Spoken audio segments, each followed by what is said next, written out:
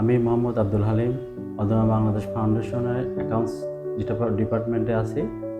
আমি আজকে সকাল রিপোর্টিং টাইম ছিল আরগাতে, 9:30টার দিকে ওখানে পৌঁছানোর পরে সব কিছু আমার কাছে গোছানো লাগলো। টিচারদের যাওয়া, টিচারদের থাকা, স্টুডেন্টদের অ্যাটেন্ডেন্স হওয়া, ওদের অ্যাসেম্বলি করা আমার কাছে খুবই ভালো লেগেছে। তারপরে যে আমি যখন ওদের ক্লাসে গেলাম, ক্লাসের বাচ্চারা এত আন্তরিকতা ছিল।